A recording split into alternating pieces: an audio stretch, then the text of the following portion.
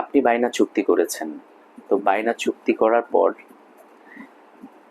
আপনাকে সম্পত্তি বুঝিয়ে দিচ্ছে না, অথবা আপনি যে বায়না চুক্তি করেছেন করার সময় যে 50% টাকা দিয়েছেন সেই 50% টাকাও আপনাকে ব্যাক দিচ্ছে না, তখন আপনি কি লিগ্যাল প্রতিকার পেতে পারেন। তো সেই ক্ষেত্রে আপনার যে প্রতিকারের বিষয় আছে, দুইটা প্রতিকারের বিষয় আছে। আপনাকে প্রথমে ডিসাইড করতে হবে যে আপনি কোনটা চান।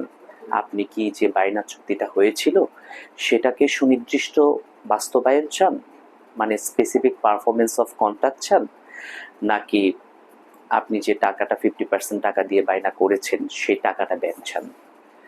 যদি আপনি বায়না চুক্তিটাকে আপনি স্পেসিফিক পারফরমেন্স করতে চান, মানে সুনির্দিষ্টভাবে কার্য সম্পাদন করতে চান, চুক্তি বাস্তবায়ন করতে চান, তাহলে আপনাকে স্পেসিফিক পারফরমেন্স অফ কন্ট্রাক্টের মামলা করতে হবে।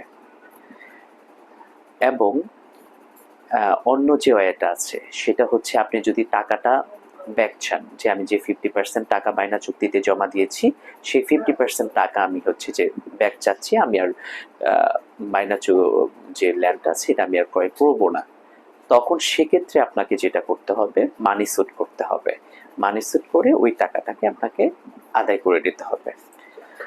আর এই প্রসেসগুলো ফলো করার জন্য অবশ্যই আপনার যেটা একদম অব্লিগেটরি সেটা হচ্ছে অবশ্যই যে বায়না চুক্তিটা হবে সেটা সম্পাদন হওয়ার উইদিন 30 ডেজ, 30 দিনের ভিতরে রেজিস্ট্রিকৃত হতে হবে। এবং বায়না চুক্তিটা অনেকেই বায়না চুক্তিতে স্পেসিফিক মেয়াদ দিয়ে থাকে, আর যদি কোনো স্পেসিফিক মেয়াদ না থাকে তো সেক্ষেত্রে 6 মাস পর্যন্ত বায়না চুক্তি হচ্ছে মেয়াদটা থাকে। এবং বায়নার যে মামলাটা আছে সেই মামলা করারও একটা লিমিটেশন আছে। এটা তো এরকম না যে হচ্ছে আপনি যে কোনো টাইম কিংবা 5 বছর 10 বছর পর পর্যন্ত আপনি মামলা করতে পারবেন। তো এটার একটা লিমিটেশন আছে যে কতদিন পর্যন্ত আপনি স্পেসিফিক পারফরমেন্স অফ কন্ট্রাক্টের জন্য মামলা করতে পারবেন এবং বায়না চুক্তি বলবৎকরণের জন্য মামলা করতে পারবেন, সেটা 1 বছর। 1 বছর পর আপনি হচ্ছে 1 বছর উইথিন 1 ইয়ার্সের মধ্যে আপনার 6 মাস অথবা যে মেয়াদটা আছে সেই মেয়াদটা বায়না চুক্তিতে ওই মেয়াদ কমপ্লিট হওয়ার পর দেন উইথিন 1 ইয়ার্স আপনি স্পেসিফিক পারফরমেন্সের জন্য এবং বায়না চুক্তি এক্সিকিউশনের জন্য মামলা করতে পারবেন।